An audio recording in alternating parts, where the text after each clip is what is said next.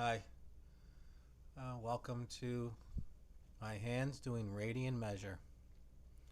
Some of us talked about this yesterday, but just to go over it again and talk about it from just a little different angle, no pun intended. But as I talked about yesterday, there are two ways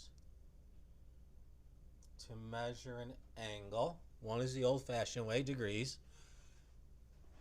and this other way, called the radian measure, uses the radius to come up with a measure of an angle. Now, if you use degrees, you break the circle into 360 equal parts all the way around. Each of those parts is called a degree. So now if you want to make an angle, you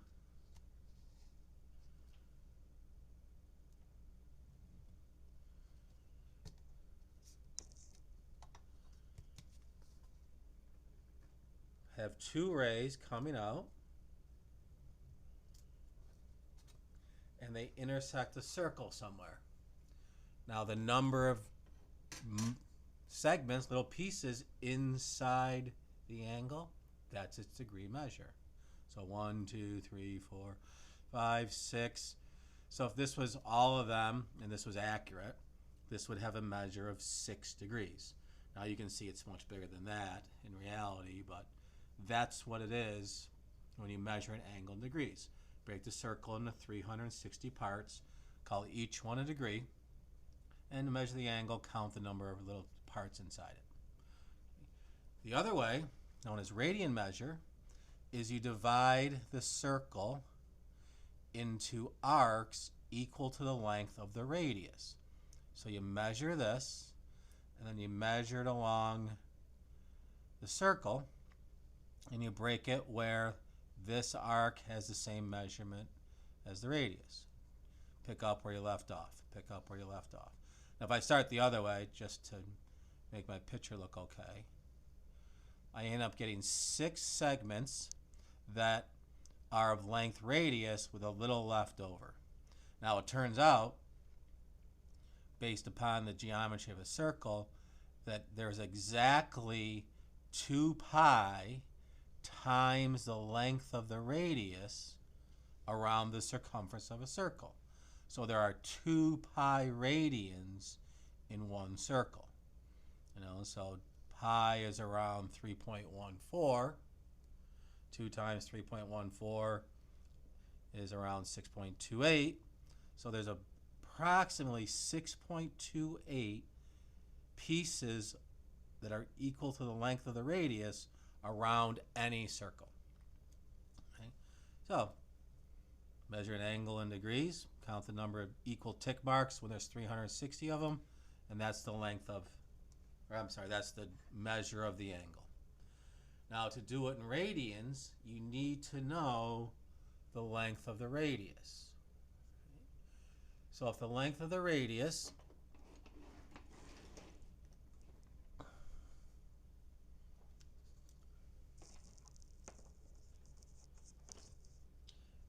is 6, right, and you make an angle so that this arc is 8 inches.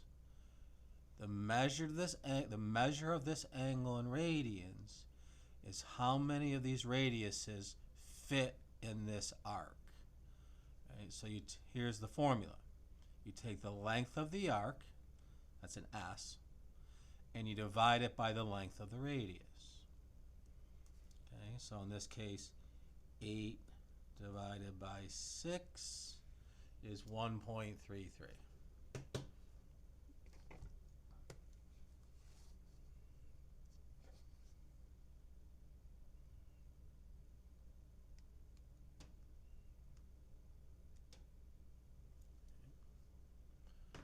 So there are 1.33, which is actually 1 1/3 radians.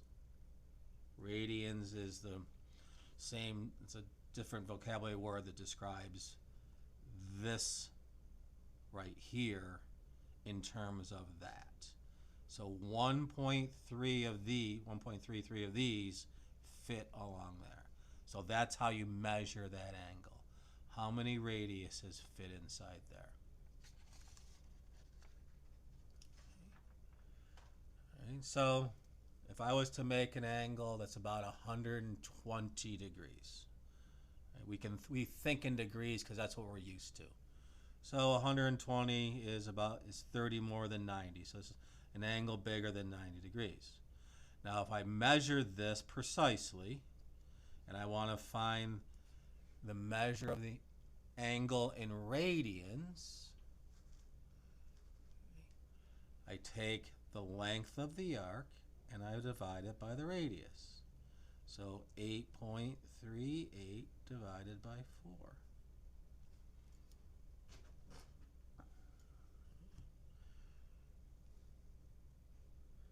So 8.38 divided by 4. 2.095. So there are 2.095 radians along this arc. So this length fits along here a little more than 2 times, which makes sense. 2 times 4 is 8. Okay, so the measure of that angle in radians is that. Right, so 203 degrees. To make a 203 degree angle, start with your original ray along the positive x-axis. Rotate that ray through 203 degrees. And where you stop, that's called the terminal ray, and that's your angle. So now we can have angles bigger than 180. They won't fit in a triangle, but we still can now work on them. In fact, we'll be able to do trig on them. So in terms of radians, the length of the arc divided by the length of the radius. 14.2 divided by 4. 3.55. 3.55 radians. The measure of that angle in radians. Right? Some common angles: 90, 180, 360, 0. Now if you think about this, 90 degrees is 1/4 of a circle. Right? So if I took the entire number of radians in the whole circle and divided by 4, I would get the length of this arc. Right? So S over R is the formula. Now in this case, we're not going to use the formula because we don't have this measurement and this measurement. But what we do know is that if you take the entire circle, 2 pi, there are 2 pi radians all the way around. A little more than 6 radiuses fit in there. And divide it by 4, you're going to end up with pi divided by 2. So the exact measure of a 90 degree angle is pi over 2 radians, which is approximately 1.57. Okay, 3.14 divided by 2. So this is the exact value of that angle. 90 is pi over 2. Okay? We didn't really use this formula, but we just said knowing this and dividing it by 4. Okay, so over here for 180, right, we know that all the way around a circle is 2 pi, but we're only going halfway around. So there are pi radians, which is approximately 3.14. So if you were to cut this circle into radiuses, this length right here, it would go around 3 times with a little left over. 180 is pi. 360 is all the way around. So in radians, that's 2 pi radians, which is approximately 6.28. 0 degrees, how many radiuses fit in there when you don't move at all? You don't go around the circle at all. Well, 0 degrees, you didn't move, so that's equal to 0 radians.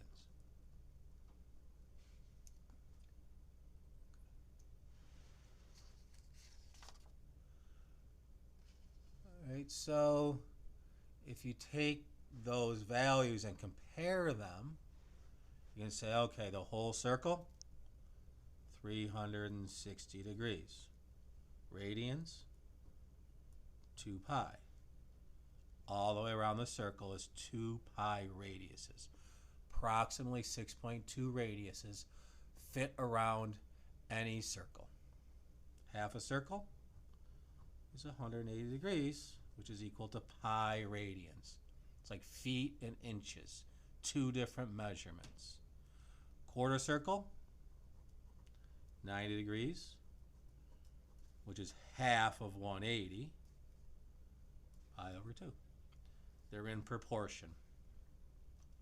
Okay. So now, if you want to convert from one to another, you could use this conversion factor. Pi radians is the same thing as 180 degrees. So if I want to convert degrees to radians, say, okay, 30 degrees. How many radians is that? Well, you could say to yourself, 30 is 90 divided by 2. So I'm sorry, 90 divided by 3. So I could divide pi over 2 by 3, which is end with pi over 6. Okay. But if you use the conversion factor, it's kind of like chemistry when you're doing dimensional analysis, converting feet to inches or whatever. Okay. You use this. You have degrees, so you want to divide away the units degrees. So you put the 180 degrees on the bottom. This is equivalent to pi radians. Okay. This is the conversion. So when you multiply this out, you get 30 pi over 180. 30 goes into 180 6 times. So you get pi over 6. Pi over 6 radians is the same thing as 30 degrees.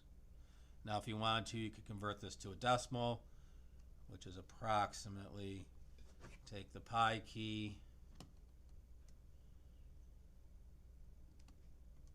divide it by 6.524.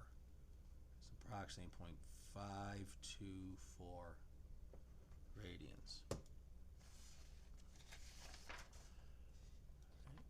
So going back, here's the formula to calculate radians when you know the length of the arc and you know the length of the radius. Divide those two. Now if you want to convert from one to the other, you use this fact that 180 degrees is the same thing as pi radians. And you could do it for any measurement you want. 57 degrees. Let's see. I want to divide away the degrees. So you think about like this as being over 1. Degrees divides with degrees, leaving radians. So let's see. You'd get up with 57 times pi over 180. Let's see, 3 goes into there. Let's see, so 3 goes into 57. 19 times. So 19 pi, I divided a 3 out of there, 3 out of there is 60. So here is the measurement in radians in terms of pi, the exact value. If you want an approximation, just do 19 times pi and divide by 60. And you get 0.995 radians. So, and this is always true, 57 degrees is approximately equal to 1 radian. 1 radian, 1 radius around, is equal to 57 degrees, basically. Now, if you want to go from radians to the degrees, so let's say you had, let's see, 3 radians. Now, 3 is really close to pi, and pi is 180 degrees. So we should get an angle a little less than 180 degrees. So now this time, I want to convert to degrees, so I want to divide away the unit radians. So I flip over, take the reciprocal of my conversion factor. This is always true. Pi and 180 are the same.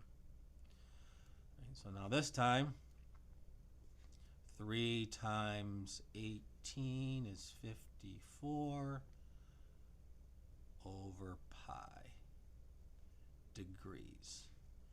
Okay, so now if I want to figure out the decimal approximation, do 540 divided by pi and get 171.89 degrees.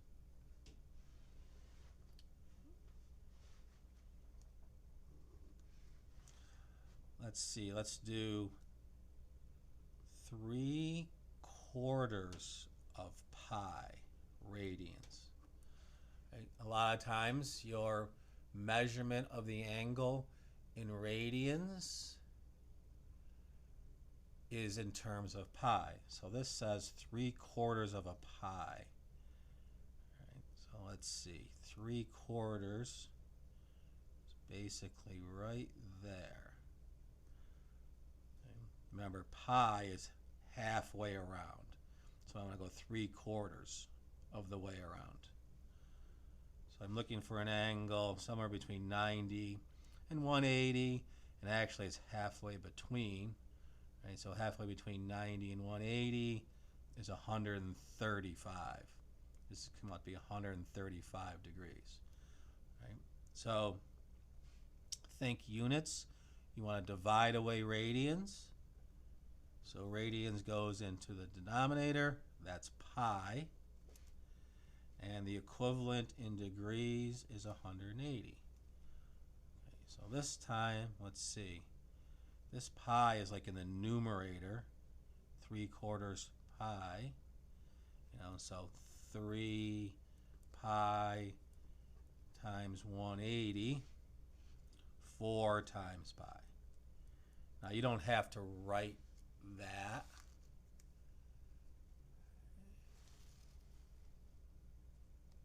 You could have done it over here. Say, okay, pi divides pi. Right, but over here, these are all multiplied together. So you can divide away that common factor. And then, let's see, 3 times 180, 3 times 18 is 540. Divided by 4, 135 degrees.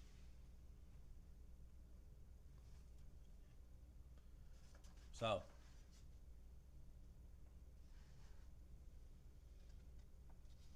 two ways to measure: degrees, radians. Radians measures how many radiuses you have in there. This is the formula. That's key. Theta equals S over R. When you're given measurements, you can actually use the formula. Some common conversions. We think in degrees, but we're going to have to work in radians. Little table of common conversions. And then this is the conversion factor that works for anything. When you have degrees, you want to multiply by pi over 180 to divide away degrees and end up with radians. If you have radians, you want to divide away the units radians, so you do 180 over pi. Cool. 20 minutes, not bad. Talk to you soon.